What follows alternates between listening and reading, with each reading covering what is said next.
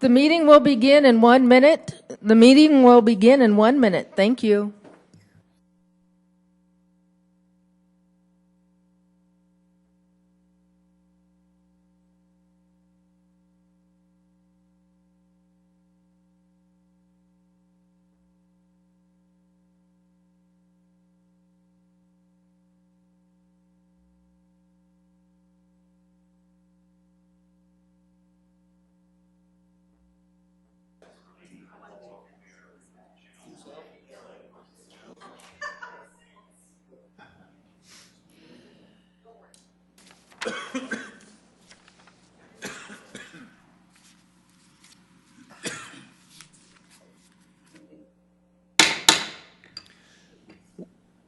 Welcome everybody to the informational meeting of your Sioux Falls City Council, those at home and those here in the audience with us. Thank you for being here.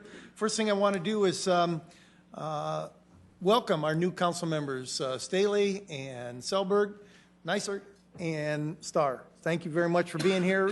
Congratulations for getting elected, and again, we're looking forward to working with you. Let's move into our first order of business, and Mr. Kiley, you have a report on the UDC meeting. I do. Last Thursday afternoon, we met down at the CCOG Center. We took public input. Actually, it was oddly from the panel, so I'm not sure that really qualifies as public input. But anyway, we also then approved our minutes, and first real order of business was the 2017 and 2020 Transportation Improvement Program Public Participation Plan, which we did approve. Then we moved into projects for the FDA Section 5310 program funding, and this is a program that's intended to enhance mobility for seniors and to serve the special needs of transit-dependent populations beyond public transit services. Then the next order of business was the 2016 and 2019 Transportation Improvement Program. It was a revision. Then we had another amendment to the 2016 and 19 Transportation Improvement Program. And then we had the first draft of the 2017 Unified Planning Work Program. And this document describes the annual objectives, work activities, products, and planning research studies to be accomplished by the participants of the Sioux Falls Metropolitan Transportation Planning process. And then in other business, we had just some general information about Sioux Falls street construction, and also the 2016-2019 statewide transportation improvement program meeting dates and times were reviewed. The preliminary meeting will take place on July 6th in the CCOG boardroom, and then the public meetings will take place the next week, July 13th at 7 p.m. at the Sioux Falls Ramkota Hotel, and then we adjourned shortly after that. Any questions for Councilor Kiley? Hearing none, thank you very much for the report. Next agenda item is City Council open discussion. Is there any open discussion anyone has? Councilor Erickson. Thank you. I just wanted to, I have two small things. First one, if you will notice on your agendas, a new change. I had recently asked Lori, who is now gone and retired, and it was brought forward to the Operations Committee, that you'll see the vote count instead of it just saying Planning Commission recommends approval. I wanted to know what the vote count was. A 5 whatever vote is much different than a unanimous vote, and so I asked for that to be added to our agendas. It is on there recently and was a very easy request, so I thank the Operations Committee for moving that forward, and I think that will be helpful as we do our due diligence to see if we have additional questions, etc. One other item, if I may. Today I had the opportunity to go to Lincoln High School to the speech class. Tony Martinet, I hope I didn't say his name wrong, and hear two different proposals. It was a class where they were given a project. I don't know if they chose it or what it was, but they had to do a team presentation / project speech. Many of us were invited to come and listen and just give feedback and judge, if you will. I was with Kate Parker from the school board, and two of the things that we talked about, or they talked about, the presentations were about the Ronald McDonald House and really spreading the word about what this nonprofit does. The other one was the Sioux Falls Bike-a-Palooza. It does not exist yet, but these students talked about, they compared our public transit with the benefits of our parks and bicycle paths, etc. They had a 3-phase process where they were going to do a bike drive, they're going to repair any bikes that were given to them, as well as then giving the bikes away, and their targeted areas were the St. Francis House and the Bishop Dudley House. The reason why they chose those two is to get people on their feet, those that can't afford transportation, maybe can't afford public transportation, and also want to have a healthy lifestyle and impact on the environment. They went as far as comparing bikes versus public transit for fees, travel time, environment, and health. Both groups did a phenomenal job, but something just struck a chord with these 3 students. Michael, Hunter, and Brianna were the students' names. They did a phenomenal job just talking about this, and at the end of it, I asked them, I said, is this now just a project, or are you planning on actually doing something with it? And they do want to do something with it. They called the bike shops. They asked if they'd be willing to donate their time to help fix the bikes and get people back on their feet and get them to their jobs or moving about the city. So just wanted to share about that. It was a very, just an amazing experience, really, and super easy to do. So if you ever get invited to that, I'd suggest you try to go. Again, these students just really did their due diligence in how they can make an impact on our city and our community. Thank you very much. Interesting report. Anyone else? Councilor Kiley? Yes, I too received the same invite, and I plan on attending Tony's 5th period speech class tomorrow afternoon, and I welcome the opportunity to go back to Lincoln High School, where I spent the first 13 years of my 33-year teaching career. And yes, I said teaching career, not high school career. But it's a great concept, and look forward to it. Councilor Neisert. I have 2 items today. The first is I wanted to talk about the city's use of YouTube to educate the public. First of all, I want to say it's wonderful. There's been some wonderful videos that have been released lately, and I would highly commend that everybody go and watch the video on the River Greenway that was published last week. It's about a half-hour long. It's a great history lesson. It gives you a really good appreciation, and all citizens should watch the video. It's fantastic. I can't commend it more. The other item I had was, as far as the administrative building, I just wanted to know where we were at with that, and if we have hearings scheduled, and if we're continuing to keep the discussion moving. Okay. Councilor Staley, did you have something else? Yes, thank you. And this being the first 4 o'clock for those of us newly sworn in, I did want to say that the staff, Tom Greco, Jim David, and David Bixler, have been so very helpful in training us. There's a big learning curve here, and I've had other council members reach out to me and say, can I help?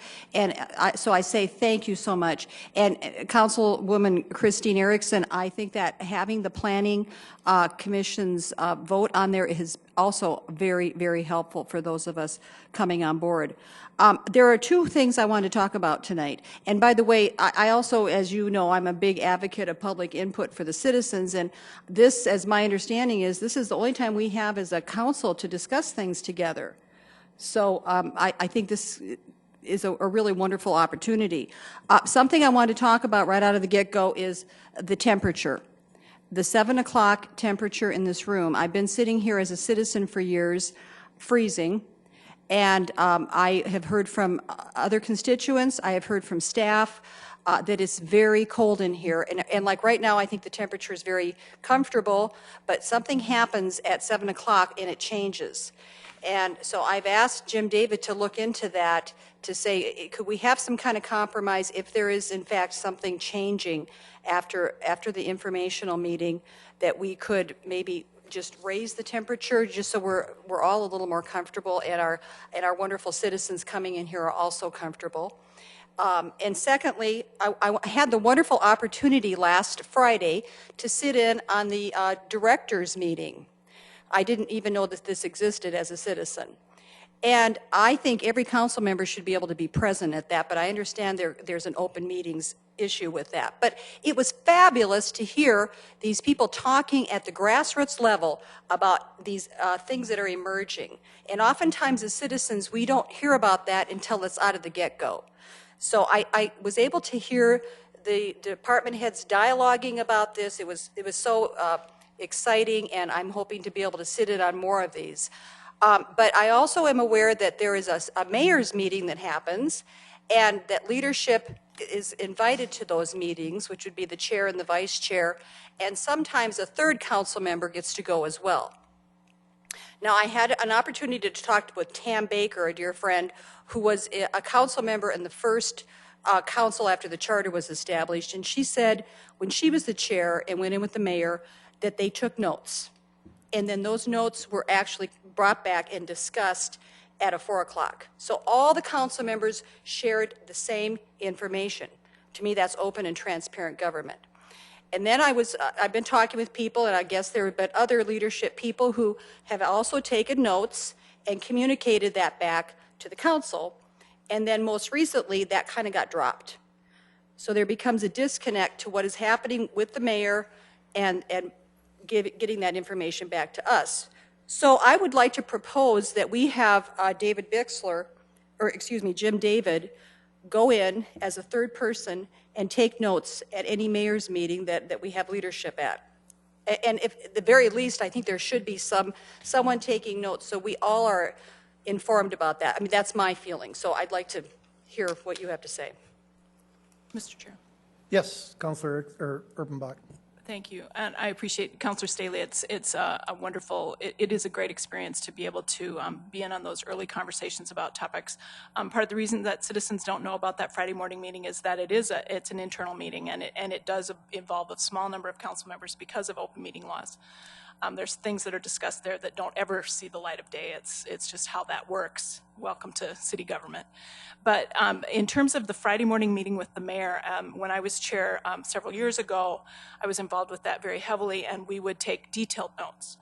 And Councilor Rolfing, I'm hoping that my colleagues will support him as chair. He has agreed that that is also something that should be done, that notes should come out of that meeting for us to have those. Again, as you said, we need to have the same level of information for all council members, but I would beg that we not have a staff member in that meeting. It's not appropriate for the staff member to be involved. One of the things that we talk a lot about is that the elected officials in this community have a different relationship than our staff people do. That would be an inappropriate situation for a staff member to be involved with, and I just ask that we keep it to the elected officials that are in that meeting.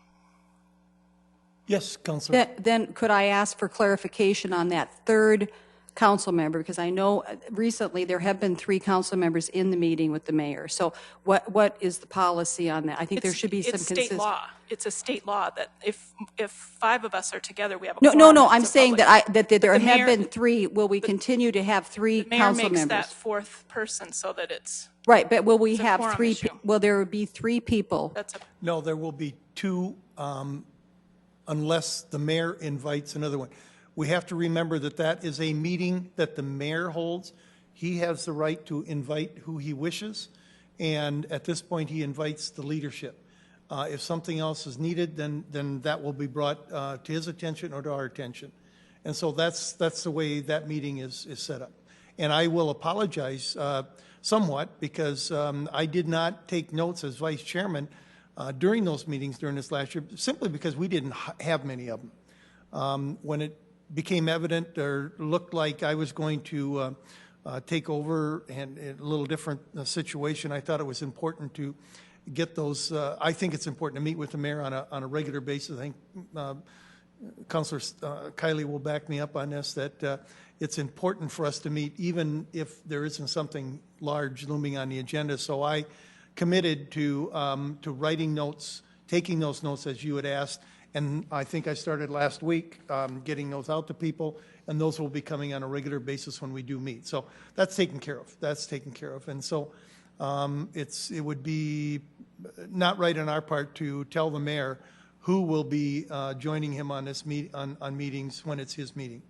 And so that's the way we go about it now. Did you have another comment? If I might, just kind of assure citizens that this is not some big conspiracy meeting going on. It really is about relationships. It's very often, especially with the mayor and leadership, it's really about, you know, how things are going, just sort of relationship building as much as anything. It isn't necessarily talking about policy or anything that's coming down the pike, although sometimes it is.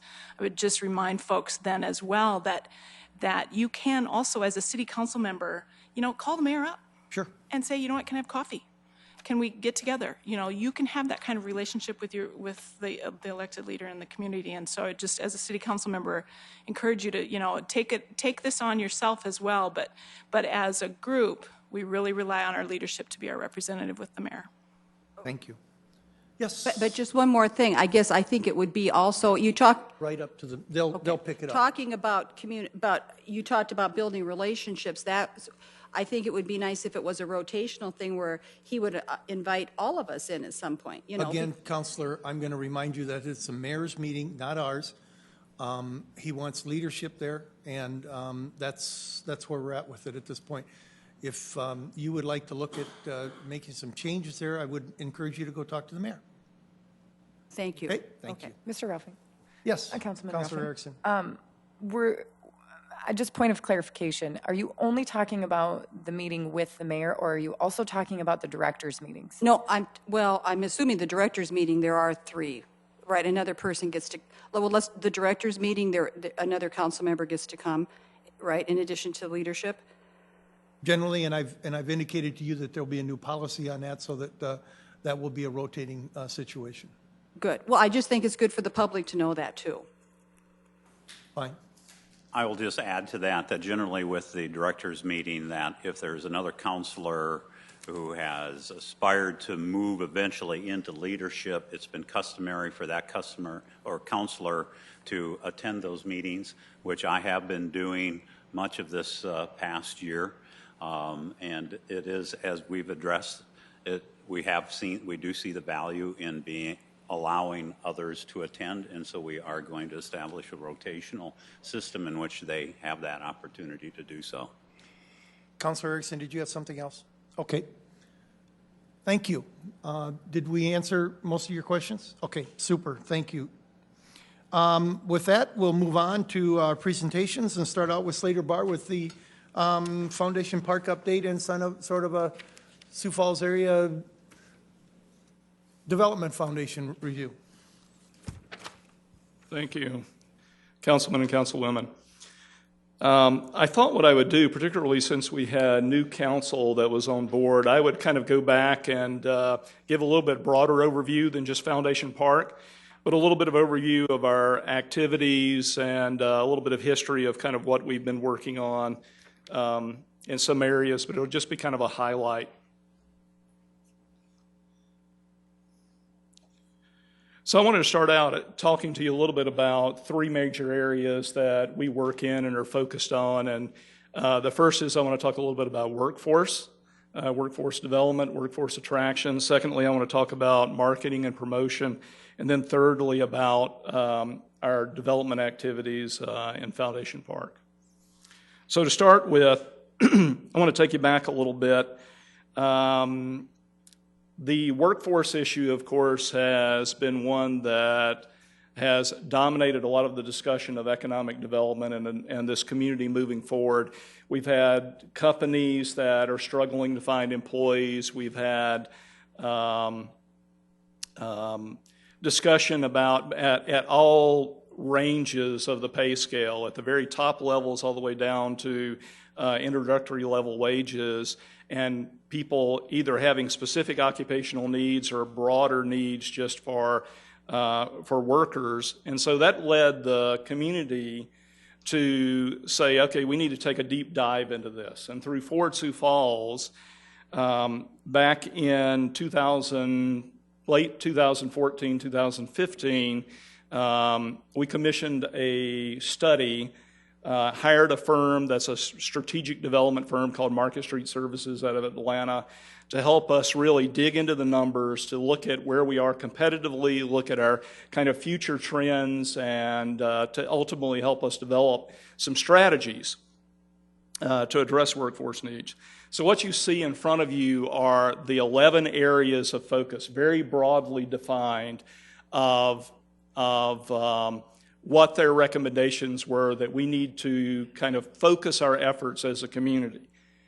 And so they tend to kind of separate out into areas that are focused on talent attraction, bringing new people into the community, and then developing the talent pipeline that we have already within our community, as well as I said, in developing them. And then there's some that kind of overlap.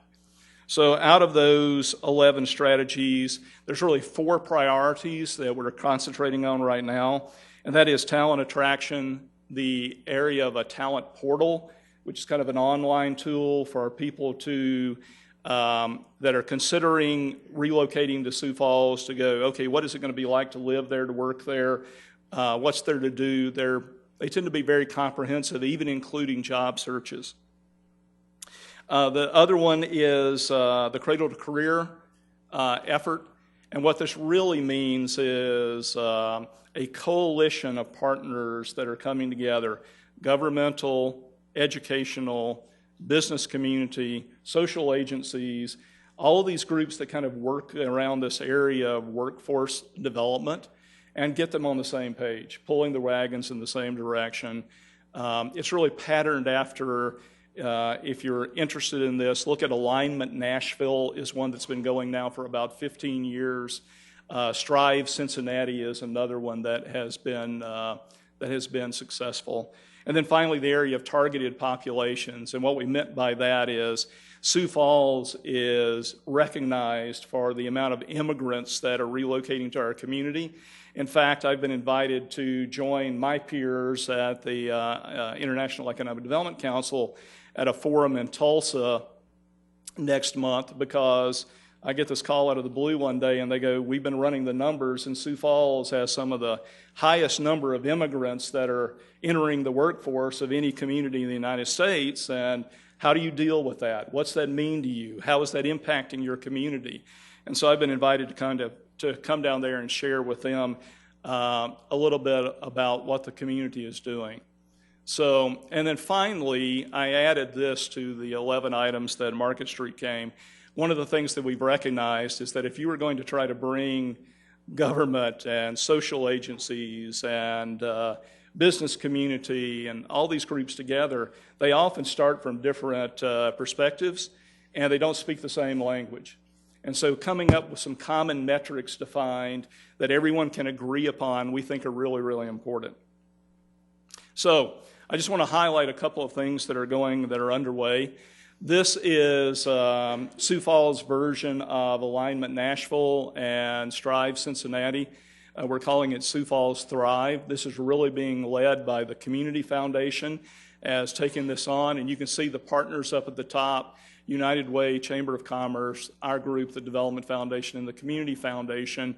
And so this is very much in the burgeoning stage, in the formation stage, and this is kind of that big round table of getting all these groups that we talked about together, and then you see the metrics there. Augustana is working on creating kind of a community dashboard of commonly agreed upon metrics to define this. And then as it moves from kind of the formative stage into the actual action stage, again, a number of teams or subcommittees that are very broadly based, working on all of these different, a variety of these initiatives of aligning the jobs that we have now and in the future with the people and the skills that they have now. At the Development Foundation, one of the things that we realized is that we have a much stronger emphasis on attracting business, helping business expand than we do in the area of workforce development. And so to address that and recognizing that these 11 initiatives are very, very collaborative in nature, they're very long-term, they're very daunting tasks. And so we have decided to add to our roster a Vice President of Workforce Development, to add that position to the position of Vice President of Economic Development, and really put as much emphasis on people and talent and fostering that talent as we do on trying to attract and develop business. And so that position is being advertised right now. We'll probably be collecting resumes for the next 3 to 4 weeks, and then we'll start the process of selecting that candidate, for that position, who will really be charged with moving these 11 initiatives forward. I want to talk a little bit about marketing and promotion. And the last Forward Sioux Falls campaign, not the one that's just getting off the ground, but the last Forward Sioux Falls campaign, we added national marketing. And it was my belief at the time that Sioux Falls had this great story to tell, and coming from another part of the country, I knew that nobody else knew it. I mean, people in this area, in this region, Sioux Falls is widely recognized as being a strong community and a strong player, a great location for economic development. But when you got to the East Coast and the West Coast, we're flyover country. And so we were trying to address that. We were trying to get articles, get interviews, to just really get the word out about what Sioux Falls had to offer. So we started that initiative, and we hired a public relations firm that we work with that specializes in helping communities tell their story and promote themselves. And so we started getting a plethora of articles that were written about Sioux Falls business climate.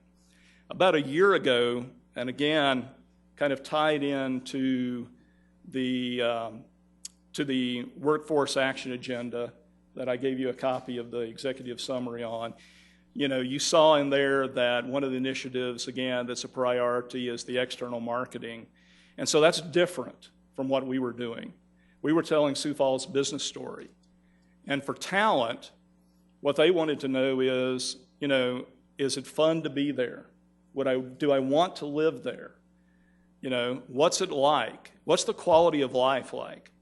And so we told, about a year ago, the public relations firm, okay, let's kind of split our effort, put 50% into lifestyle marketing, put 50% into business marketing and business development and attraction. And so we started bringing reporters in from things like the Daily Mail, Thrillist, Huffington Post, different publications like that to visit the community. And so we're starting to see more and more of these articles that kind of get passed along virally, and that you see. One of the things that I want you to know is those just didn't happen on their own. There's an effort behind that to attract those stories and to get those stories written. So this is just a few from the last few weeks. CNN Money featured Badlands Pond. I took our public relations firm through there just to tour it, and they thought, okay, this is different enough that this could get some interest nationally, and they started pitching the story, and CNN Money picked it up. This is the one that just came out this week, I believe, which was the top 15 city parks in America. Thrillist, we brought that reporter in last year, and we've seen, this is probably the 4th or 5th article that has come out of Thrillist as a result of that visit. Again, another one that ran in Thrillist, and this one was the top 25 cities in America in which to spend a weekend. So things like that, trying to tell our story and let people know this is a vibrant, exciting place to live and work. And then finally, I just brought this one up. This one goes back a couple of years when a gentleman named Jim Fallows with the Atlantic magazine came into Sioux Falls, and he wrote a whole series of articles on Sioux Falls, and then traveled around in his little plane into communities all over the country, writing articles about them. But then when he was finished recently, he wrote this story about how America is putting itself back together, which is, in his opinion, here's the communities in America that are getting it right. And Sioux Falls was prominently featured. I think it was the first one that he actually wrote about. So if you look at the results from when we started the campaign in June of 2012, we separated out into what we called earned media and organic media. So earned media, we can trace that back directly to our efforts or the efforts of our public relations firm, pitching a story, and a reporter or a media company kind of biting on that story and then following up with writing a feature on Sioux Falls. And so you can see that since then we've had over 1 billion impressions, kind of eyes on the stories, with a value of, if we had to buy it, advertising to be equivalent to those stories, it's about $5.7 million worth. The organic stories are ones that we can't show a direct link to, but one thing that we do know, we're very confident that these things feed each other, and so the more earned stories we get, the more organic stories we get, and vice versa. So we've seen that number track upward as well, and you see that that's $751 million with an ad equivalency of about $3.3 million.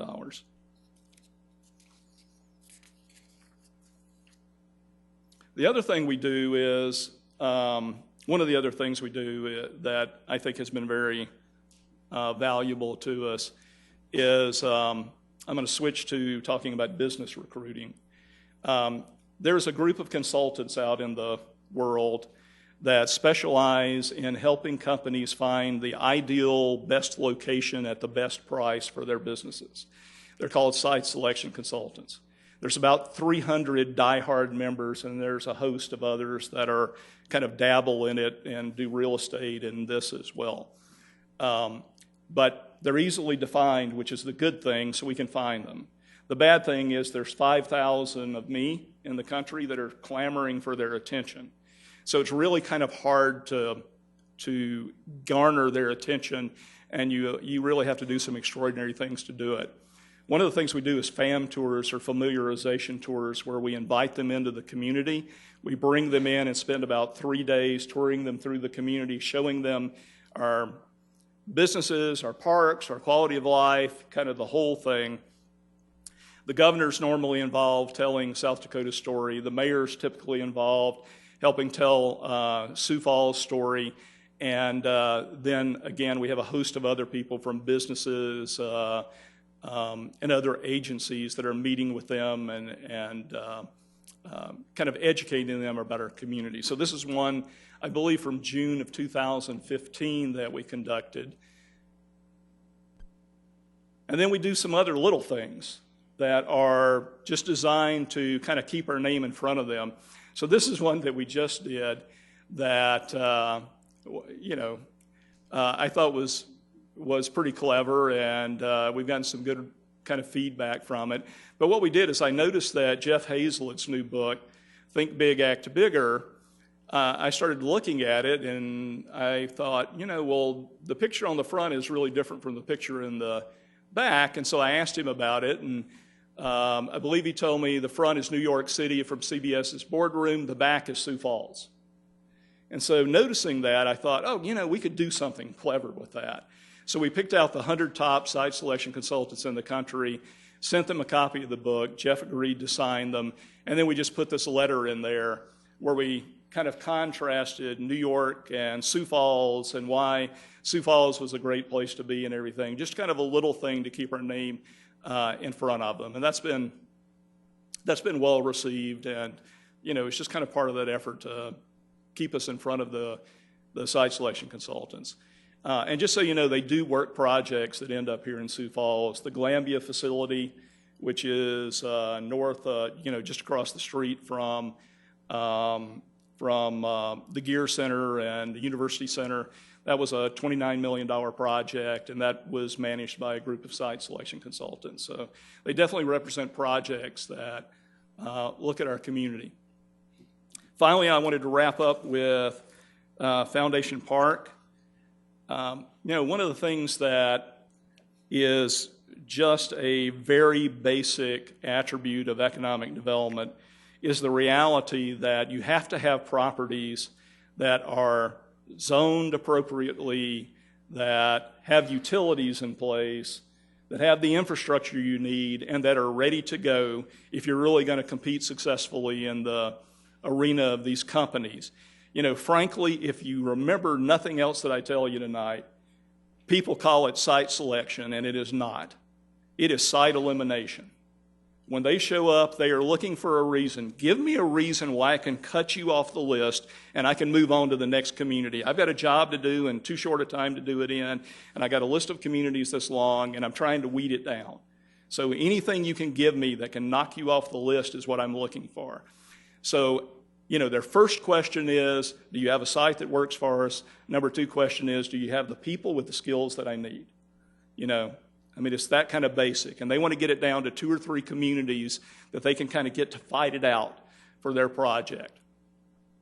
Well, Foundation Park really started back in 2012 with this.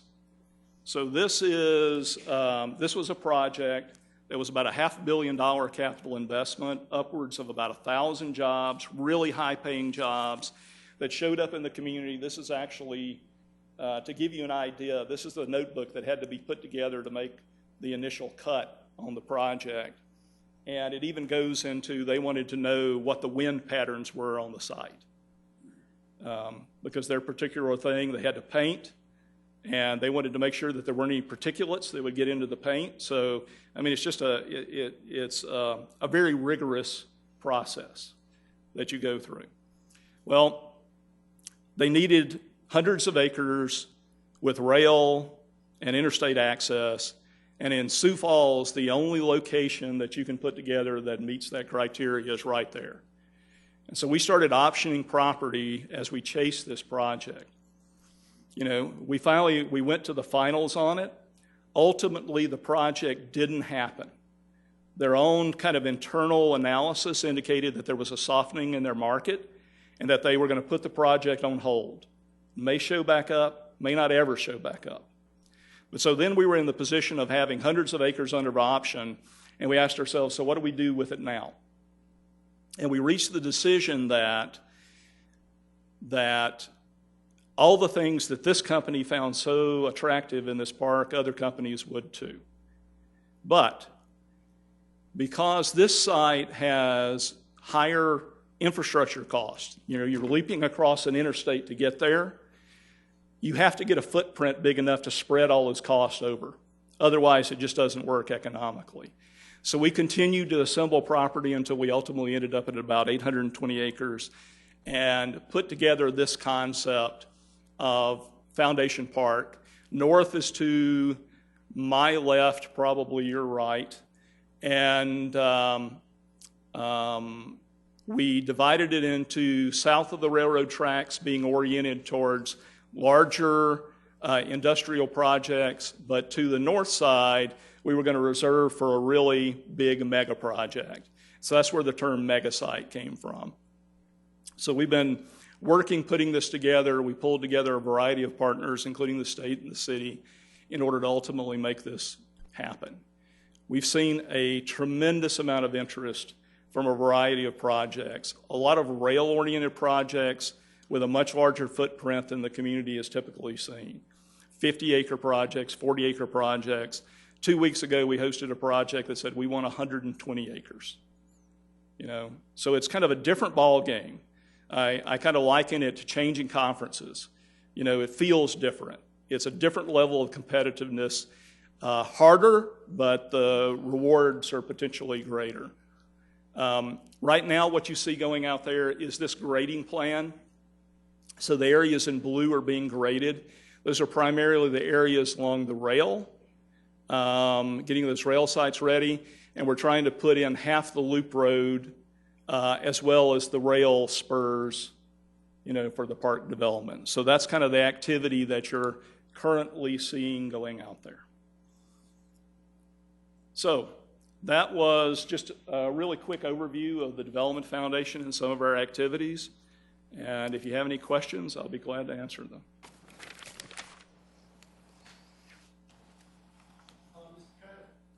Thank you. Later this past Friday morning, I was very excited to hear Governor Dugard address workforce development. And one of the targeted populations, in addition to Sioux Falls having a number of immigrant families now calling this region home, but the governor also addressed the potential that individuals with disabilities has in having an impact in workforce development. And I would have to agree with him wholeheartedly, knowing my sister, who was born with a disability, that she, if had been given the opportunity, would have had an amazing professional career. And I'm continued to be disheartened by individuals that I've had in the classroom in the past that excelled, were at the top of their class, and then I hear today that they're still struggling to find gainful employment. But I would encourage employers and HR managers and personnel managers to not look at the challenges that individuals with disabilities may have in their particular workforce or place of employment, but to look at them as individuals who have overcome challenges day in and day out, every day of their life. And I have no doubt that they'll continue to meet those challenges and excel in their professional careers too. So that was more of a statement than a question. So now the question is, okay, what role is the Sioux Falls Development Foundation playing in the governor's initiative? Well, I think we're, in fact, where all this came about was that the governor and his staff came to Sioux Falls 2 summers ago now, and held a meeting with the boards of the Chamber and of the Development Foundation, and, kind of asked, so what can we do to help this big economic engine of our state keep going? And the answers came back: workforce, workforce, workforce, and Foundation Park was the priorities that they gave. So a lot of what's been going on has been, we've kind of been hand in hand on. We're using their information and materials, and they're using ours. The marketing efforts to attract people, Scott Lawrence is working on that. He runs our national marketing task force that helps us develop these strategies. But they also do work with the state. So there's a lot of integration kind of that thought process and that knowledge and understanding. So, I'd say that they're hand in hand. The reality is that we have to add some capacity to our organization to be able to carry forward these 11 initiatives. And so that's why I'm anxious to get this VP position on and get them going. Thank you. Any effort that you can make in that area is greatly appreciated. Thank you. I agree. That was one of my comments, was that I'm really glad to see that emphasis on workforce development. Question then about, on your first slide where all the metrics come together, one of your key points is the talent portal. Can you talk about that? The City of Sioux Falls is one of your biggest funders, and we have this sort of talent portal called Sioux Falls Has Jobs, and I just wonder if that's maybe something that can be woven together, if you've considered that, or if that's still on the table.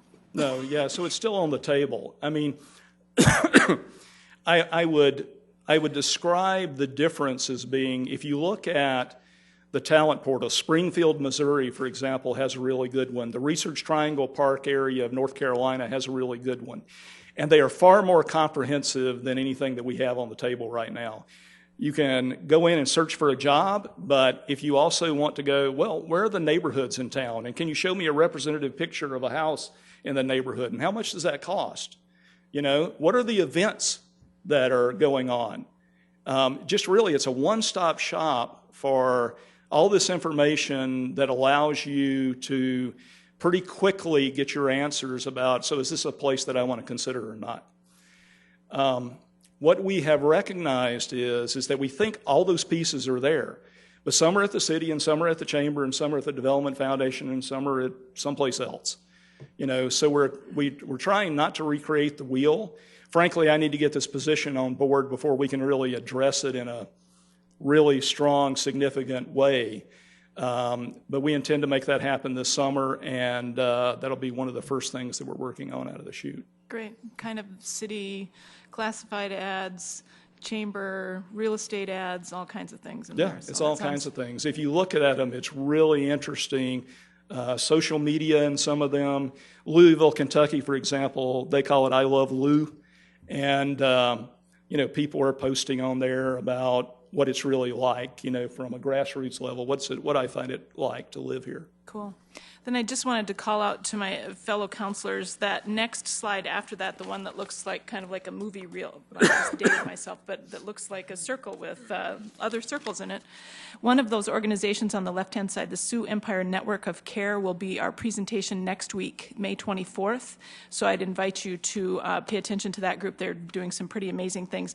But I think, too, the piece that you need to understand as a council is this idea of Sioux Falls Thrive. And I'm so glad the Development Foundation is involved with it, because there are so many people working at really a grassroots level on this. It's amazing to see these different organizations come together, and thanks for being one of those leaders with it. Councilor Nisett. Slater, I have two questions. The first is I have concerns about the loss of Killian and the struggles that our southeast is having. We need to make sure we have people with the right skills, obviously, for employers to come here. So do you have a role in helping to encourage education options here in the city besides four-year schools? And if so, what can you do? Well, I think this Cradle to Career initiative that ultimately our VP will be part of, I mean, all this has to be really collaborative. The solution to this, I don't think lies at one of the opportunities, but also one of the challenges is the solution doesn't lie at my desk or your desk or anyone's. I mean, it's really going to take the community coming together to address these issues. We are engaged in that dialogue both at the University Center and what's going on as they consider changes to their structure and delivery model and, the things that they deliver, as well as Southeast Tech. And I don't think you can separate those two conversations, because these are entities that are servicing the workers, the prospective workers in our community. And so, that's all got to be very, very integrated. So we're at the table there, but we're, certainly not. I think one of the challenges of this, one of the reasons that this position is so critical is because it is not about control and direction, right? This is about influence and ideas and engagement and collaboration. And we're asking someone to come on board and to carry out these initiatives, none of which they have direct control over.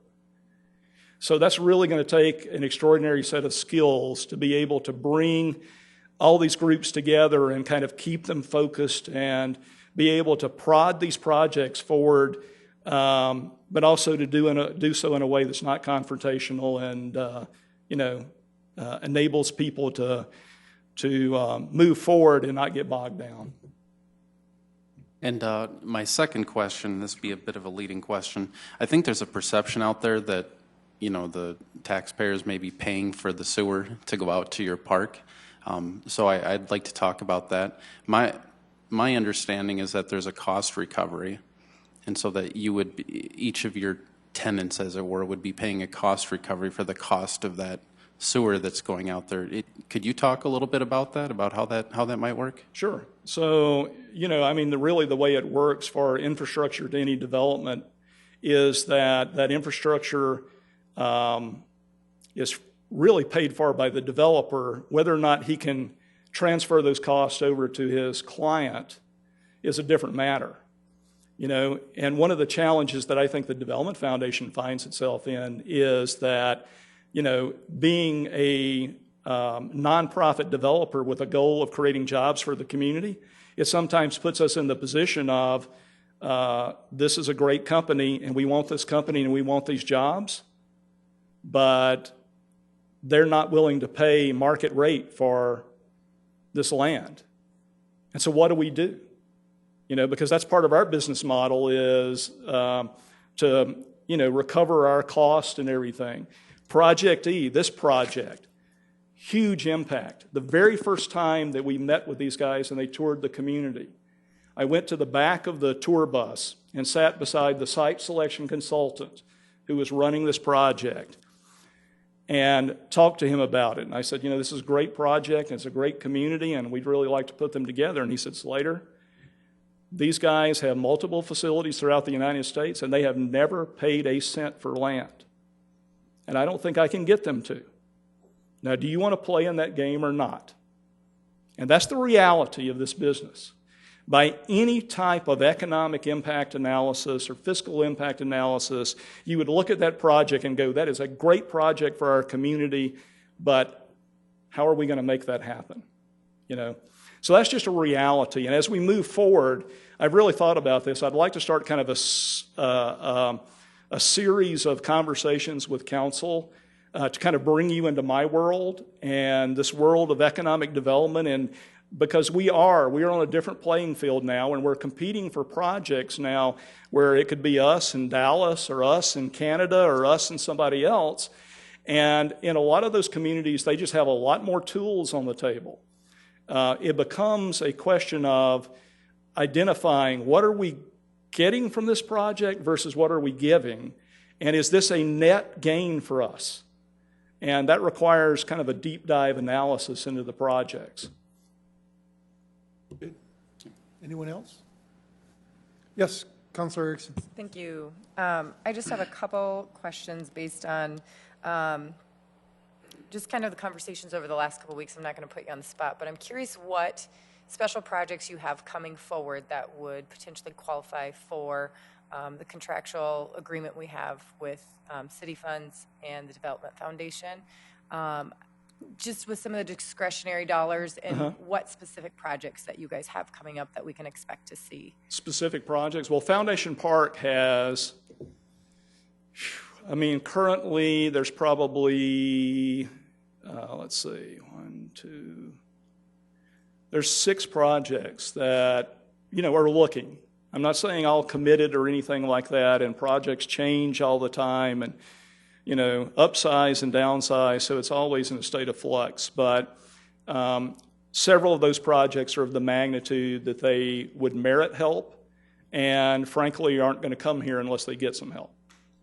You know, so I mean, right now we have one on the table that's about a $150 million project and would be upwards of 100 jobs, good paying, a very high multiplier, and meaning that it has a lot of linkages with other companies that generate indirect jobs. Literally 2 weeks ago, we entertained a foreign company that came in and looked, and it was $250 million in phase 1.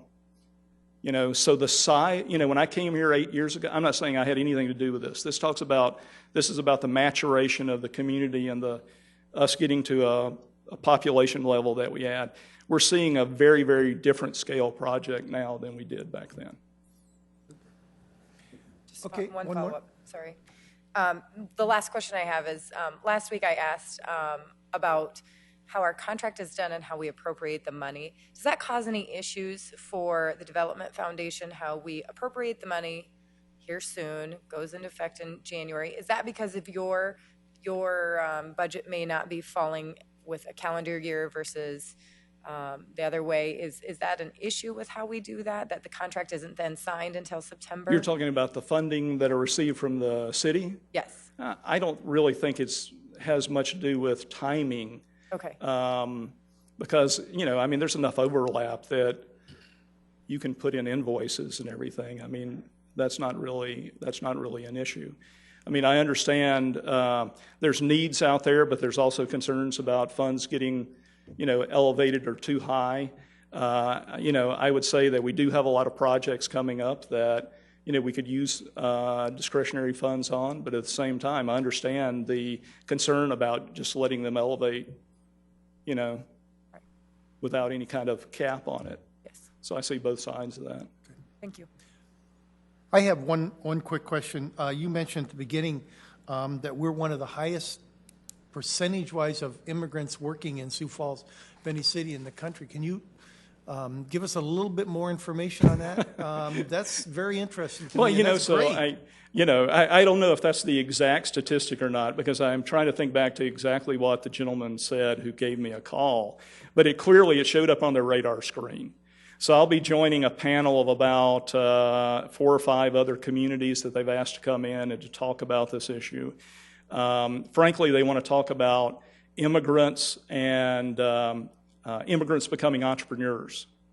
And so I told them that I don't know of any specific programs that we have in that area. If you'd like me to talk more in general about immigration and how it's impacting our workforce and impacting our community and the programs that we have in place at the Multicultural Center and at the Center for New Americans and things like that, I'll be glad to do that. And they said, yeah, come on. Okay, thank you. Yes, And Council. I would love to hear that kind of a presentation in the future. I mean, you're not talking about right now. No. Yeah. No. Yeah, that would I'm be working great. on it. I'm actually, I admit, I don't know, I'm not an expert in this area at all. So I'm having to research this and go interview companies that hire immigrants and refugees, and I'm interviewing immigrants and refugees, and of course, Christy Nicolaisen, and been over to LSS and the Center for New Americans, and so I'm learning. That would be interesting to hear sometime. Yes, very much so. Thank you very much, Slater, for your time, and we appreciate very much the information. Thank you. Thank you. Next agenda item is our 2015 Code Enforcement Annual Report. Matt? Yes. You've got, the city is safe from code enforcement right now because they're all here. So go do what you want, people. Go do what you want for the next hour. Yes. It's very important to add. Matt Tobias, Code Enforcement Manager, City of Sioux Falls Planning and Building Services. But as Councilor Rothling did indicate, I do have a large crowd of people with me here today. I do have the title of Code Enforcement Manager, but it's not a one-man show. It's a multiple departmental program, I'll call it that. There's a lot of different there's a lot of different departments that play a huge role in code enforcement. Our code enforcement management team, we have the pleasure of getting together every 2 weeks in which we discuss everything code enforcement related that goes on in the city. So at this point in time, it's very important for me to kind of introduce some of my team members out here. We have Ron Bell from Building Services, Dean Lanier from Sioux Falls Fire, Paul Bangford, City Attorney's Office, Shauna Goldhammer, Zoning, Officer Kyle Johnson, Police Department, Danny Brown, Attorney's Office, Dave Fifley, Attorney's Office, Dave Allenstein, Attorney's Office, and in the back over here, we have our Health Department. We have Jill Franken, Public Health, Alicia Coulier, and Vanessa Sweeney. So that's not the entire team. There's a few of them that could not make it tonight, but that's the important part, is that code enforcement does touch multiple departments. So we all play a large role in that. So what I'm going to do today, this is the 2015 Code Enforcement Annual Report. Generally, we would do this earlier on in the year, but we thought it'd be a really good idea to wait for the new council. And I guess at this, welcome new council members as well. So we figured we would wait to give the new council just a quick, I'm going to call this a very high-level overview of code enforcement. It's a report that we'll kind of touch base on a few of the things we did in 2015. Code enforcement, the first thing I want to touch here is we do have a team mission statement. The code enforcement team is dedicated to enhancing the quality of life for the citizens of Sioux Falls by administering environmental, fire, housing, building, electrical, plumbing, mechanical, property maintenance, zoning, vegetation, health, sanitation, and nuisance ordinances. We're committed to serving the community in a safe, professional, and effective manner. The program provides an equal service to the complainant and violator with the intent of receiving the ultimate goal, which is compliance. Throughout 2015, if you look at the table right there, we're saying basically, and we've collected total penalties issued in 2015 were $68,843. That's total penalties that were issued. That counts for paid and unpaid. Total penalties collected in full, 38,900. And then we have penalties collected through assessments. That's 20,175. One thing that we do on our website is it's really important with code enforcement, tracking home foreclosures. We're at right now where we're including this on a quarterly basis. We're going to put a map out there. Every quarter we're going to put it out there and say, these are the home foreclosures in Sioux Falls. We have a rental registration verification program that you're going to soon start to hear more about. We require our rentals per ordinance, all rental property be registered. We use that in code enforcement. If we have a complaint from the property, it basically gives us a person to contact for that. It's really beneficial to us to have that when we have a landlord who may live out of state. And in code enforcement world, we want to be able to contact someone. So that's the basis of that program. Fire prevention, apartment inspections. In 2015, they did over 250 apartment inspections, which in turn in there, can't commend the fire department enough for this, but in 2015, there were 0 fatalities. Also, in 2015, we did a Growing Resilient campaign. This was in the Augustana neighborhood in Sioux Falls, where we partnered with the Red Cross, Sioux Falls Fire Rescue, multiple different departments. And we did that. We went out into that neighborhood, and through the project, we were able to install smoke detectors in a lot of the homes, and they just provide some good public education between the multiple city departments on hand and the Red Cross. Public education and outreach, this is something I don't think we could do enough of. That's my own opinion, but with code enforcement, we do a lot of outreach through our health department. We do some case management services related to code enforcement. I'll give you an example, like a hoarding case. We have a representative, actually Vanessa Sweeney, who will provide some of those case management services. So that's something we do. Another big thing we do is the who to contact list. And if you don't all have one, I hope you do. I refer to that as our city Bible. And we had the pleasure of putting code enforcement at the bottom there. That who to contact brochure we put out, we're going to be putting it out in a utility billing mailing, so all of our billing customers are going to be getting that. It's just that. I mean, with code enforcement, you want the information there, and it gives you a brief. It's kind of a bad picture. I apologize, but it gives a good description of the items that you can call for, and then a number. Proactive neighborhood interaction. This is something really big in the code enforcement world because I was talking to Councilor Erpenbach before this. I'm on my neighborhood association tour. I've been out to a lot of since I've started my position, I've been out to a lot of the neighborhood associations talking about code enforcement, just answering any questions related to code enforcement. So we do a lot of that. That's very important in what we do.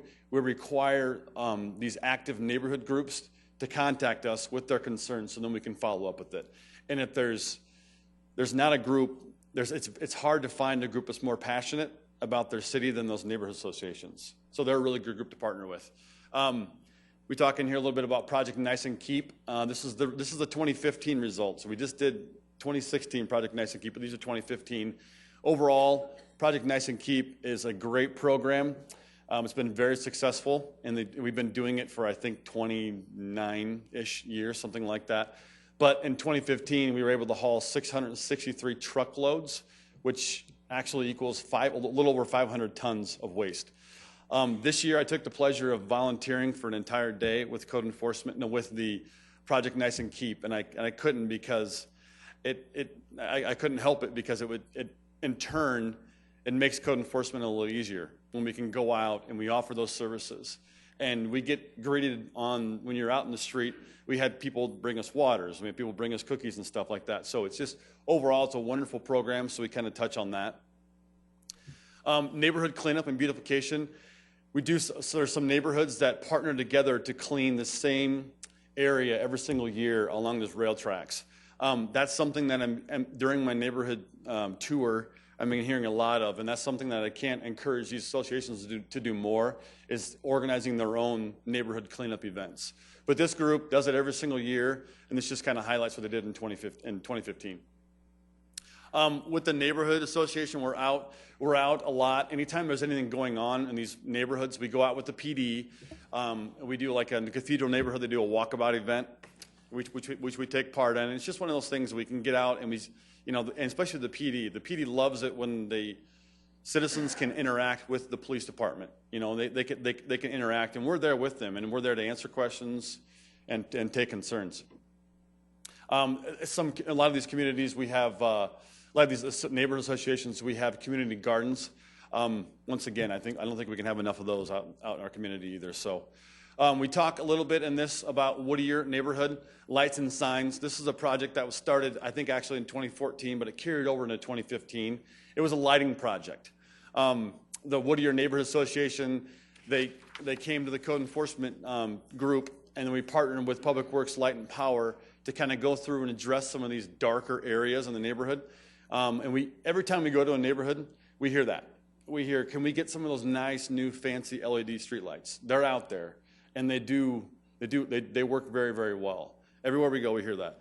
So I know there's a couple projects within Public Works which they're working on to get more of those LED lights. So we highlighted, there's a couple maps here that we highlight that particular project that actually wrapped up in 2015. National Night Out is one you're going to be hearing about. Kyle Johnson will actually be reaching out to everybody about that, all the counselors. This took place on August 4th, 2015. It's just that. It's a night out with the police department. We're always out there too, just to answer any questions. Mayor's Neighborhood Summit. This is from 2015, so this is the 4th annual, very well attended event in which any topics, we have a couple different variety of speakers that normally come to these, but we'll touch on those. We'll touch on just different things related to code enforcement. Then the mayor always has his front porch talk, which is very well attended. City programs. We have a rental rehabilitation program. The picture pretty much speaks for itself. And they partner with community development on working through those programs. These are some of the projects that we took place in 2015. I think there's 16 projects that were completed. And those are the addresses. And those are all the areas, the neighborhoods that it actually touches, some of those projects. Neighborhood revitalization program. Once again, the picture kind of speaks for itself. That was a home that was demolished. Through code enforcement, it was demolished, and then we actually were able to build a different home on that property. Building demolitions, we'll kind of talk about that. It's in the code enforcement world. Our city attorney's office can speak for this. We don't like to do this, and I've been known to say that we're not in the demolition business. However, there comes a point in time where sometimes that's our only option. This is the case where in 2015, this is the only house we demolished in 2015. So we don't do it very often, but there's just some point in time where we're faced with no other choice. There's a map of the one house we tore down in 2015. In years past, there has been a little higher numbers, just based on houses we've torn down. I think this year we'll probably end up maybe taking down 1 or 2 more this year as a result of code enforcement. We have a project through Shauna Goldhammer with zoning. There's a project that was funded again this year. It's a manufactured home pilot project. Basically, when someone walks away from a mobile home, it's vacated for whatever reason they walk away. The mobile home park will then can contact us, and then we have funds to go in and actually remove that mobile home that's in dilapidated condition. We can remove that home from the park, and then there's funding there to actually either haul it out to the landfill or demolish that home on site and then take it to the landfill. So we have programs out there like that as well. We do, like I talked earlier, we do some home foreclosure tracking, which is really important for us to keep track of. And here's kind of the meat and potatoes as far as inspections go for code enforcement. As you can see, it's broken in there between different departments, but a lot of inspections. If that's one thing that people always ask us that same question, explain the process of it. Well, every complaint we get, we follow up with, and I'm happy to say that we have a pretty good percentage rate of compliance after the first letter goes out. Matter of fact, it's about 90% compliance rate after someone receives the very first letter. So that's pretty good. But as far as the department's broken down there, that's the number of inspections we do. So yes, we do hit the ground really hard. On the bottom there, that small graph, those are cases that were filed with magistrate court, and that's kind of some circuit court and stuff like that too. So that 90% rate, we like to see those problems get corrected before we have to go on that magistrate court or the circuit court route. And our numbers kind of show that we do have a pretty good success rate. The primary goal for going forward in 2016, I'll be the first to admit this is a goal that was my predecessor set, but I'm fairly new to the code enforcement position. I started in September of 15. So I took this goal, and because I liked it so well, I said, hey, I've only been here for half a year, so I'm going to steal this goal. So because I really do. This goal speaks very, very highly for who I am and what I want to do with the code enforcement, and that is just this. It's changed the perception of code enforcement from being a city program to a community service. With code enforcement, it sounds mean, tough, everything else. And don't get me wrong, we have to do that. Sometimes you have to come out and go through the enforcement program, the enforcement process, but really it is a community service. That's what we're here to do. So with that, that was a quick, high level. I know you guys loved that. It was invigorating and everything else, but that's code enforcement as a whole, as a whole. So if there's any questions, I can take them. Questions? Councilor Erpenbach. Yes. Matt, I just want to commend you because this is one of those programs that started with the current administration to put code enforcement under one, I don't know if manager is a great word, maybe you're the code enforcement czar or something like that, right?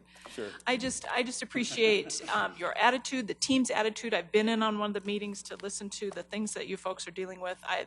I just appreciate how it really is becoming a community service. I mean, I send you folks all the time and just say, you know what, work with Matt. Matt's going to help you with this, and you farm this out. It works really well, and I want you guys to understand that it makes a difference to the community. It makes a difference to citizens that you're doing the right thing. So, thanks.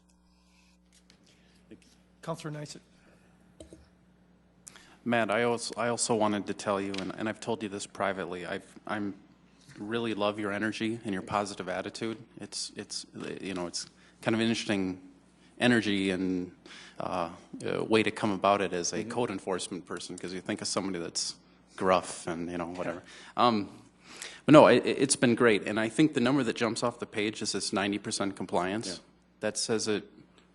Everybody's doing something right if you're getting to the point where almost everybody is complying after that first letter. So it's really about customer service, education, and then if you have to take out the stick, in those circumstances you have to. But you guys are doing something right, and you do take a lot of abuse. And sitting on the zoning board of adjustment, we did see some of that with zoning issues. And one of the things I think it's important for everybody to remember is that all of you are just executing the policy that this body puts in place. So you may take the abuse, but all you're doing is doing what we've codified.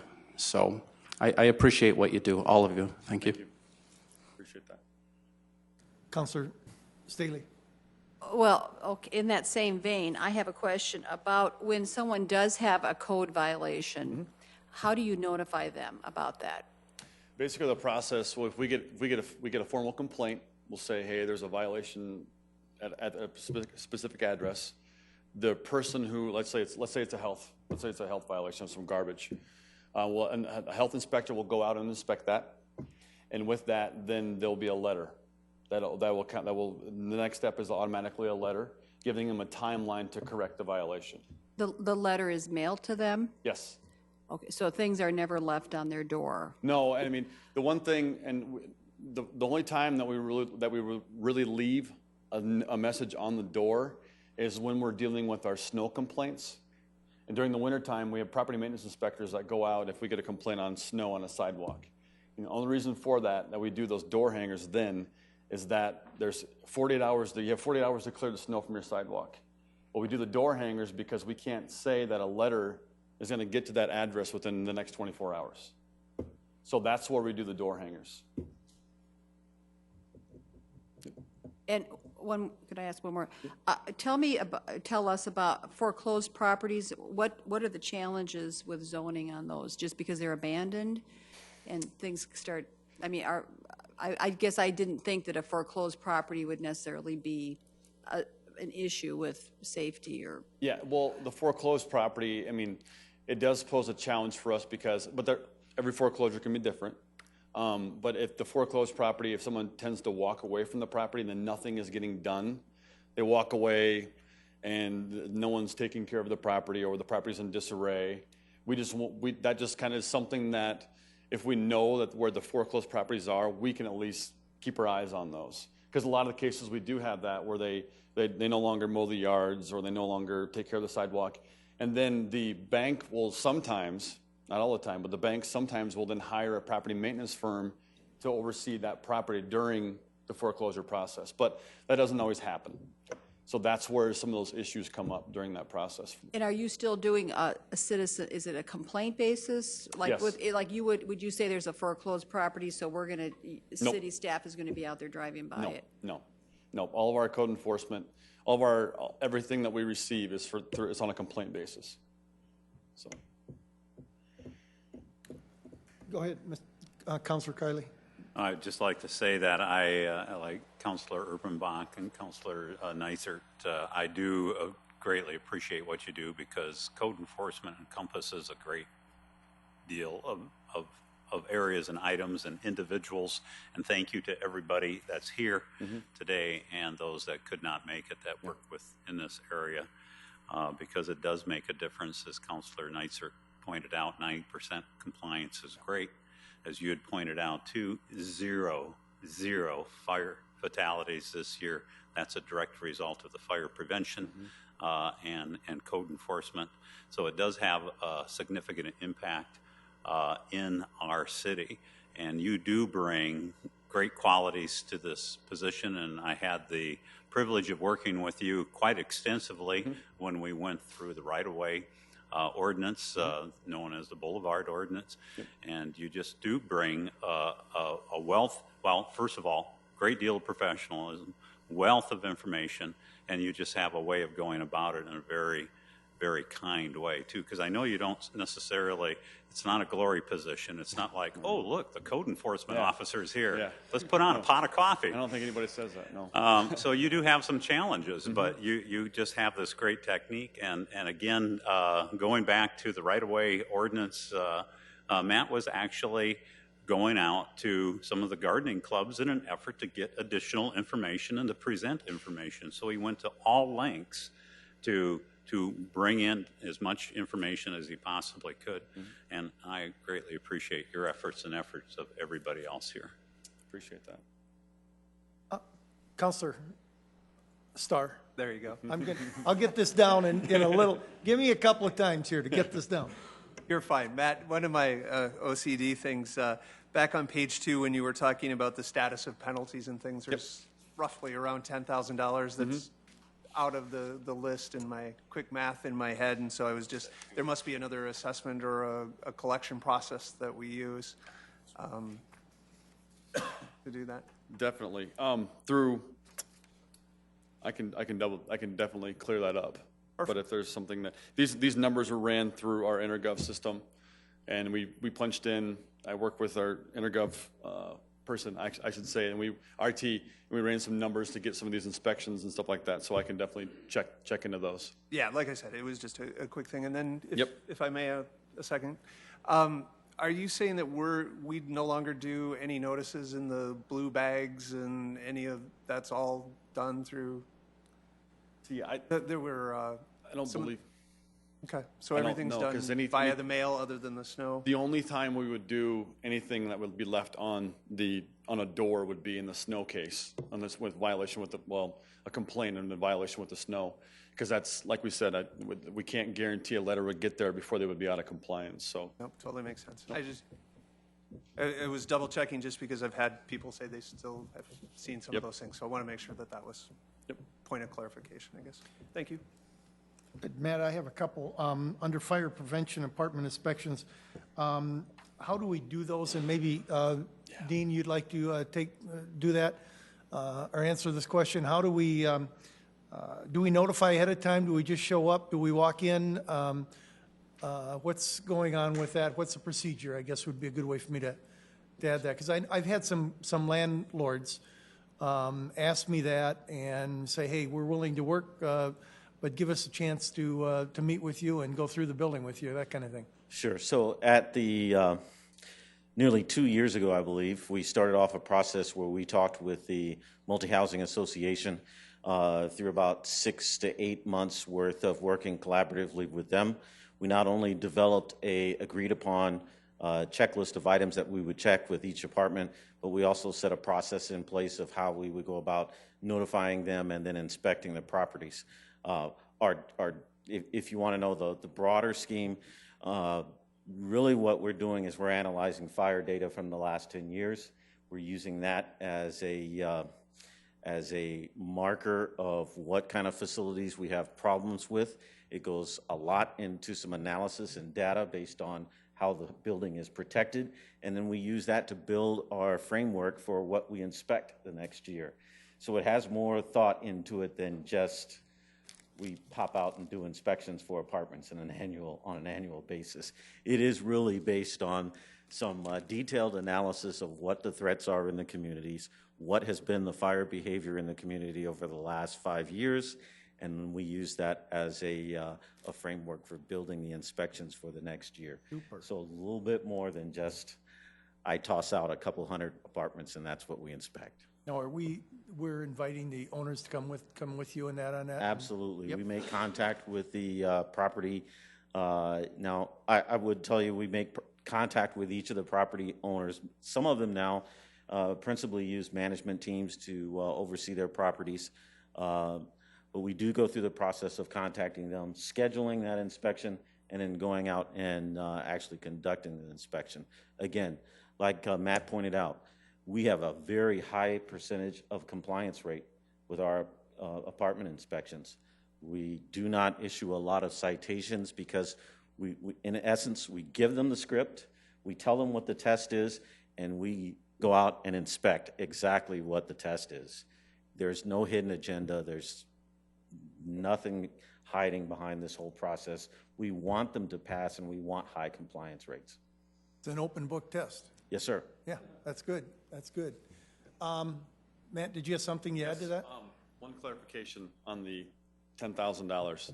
We do have that. That does not account for money we would have tied up in the collections. We do actually. We have to turn some of those fines over to collections, and that's kind of where that comes from there. So. Good. One more, if I may. We talk about structures that are raised. We did one in 2015. Yep. In driving through some parts of Sioux Falls, many parts of Sioux Falls, it seems to me we should be doing more of that. Explain how long it takes to get that done. We can't just go in and say, well, nobody's lived there for 6 months and it looks bad, so let's just get rid of it. There's a pretty formal process to go through, correct? There is, and the one thing I can say is it's long. And it's just that. You pointed that out. Yeah. Property rights are, especially when you're dealing with private property, we just don't have the right. We go through all means. I mean, through the code enforcement process, our last result, absolute last result, is to tear that thing down, and that would be through a foreclosure process, through someone walking away. But yes, we do have a couple that we're getting close that we're going to, unfortunately, and I'll say that, unfortunately, we're going to be tearing these down. Because once we assess the cost of demolition back to the property, but we in turn end up with the property, the city does, and then it's not something that we want to do. But yes, it is a long process because we go through I can't say it enough. It's lengthy. But I don't know if you want more clarification, someone from the attorney's office can probably give you a little bit more. But it is long, to say the least. Good. Hearing no other questions, we appreciate very much your report. Thank you for the time and for the effort you put in, and especially for the crew that's here, all the people here that are code enforcement. Yeah, it's a thankless job, but you're doing a good job of it. So other than the attorneys, we'll go ahead. We'll thank you. No. The attorneys are just fine. The attorneys are just fine. Mr. Chair, Yes. I would move that we move into executive session for consulting with legal counsel or reviewing communications from legal counsel about proposed or pending litigation or contractual matters pursuant to SDCL 1-25-2 subsection 3. And a second from Erickson. All in favor? Aye? Aye. Opposed? Motion carries. We will move into, no, we can't vote on that. We can't vote on that. That's right. I apologize. That was not a vote. We are just moving into executive session.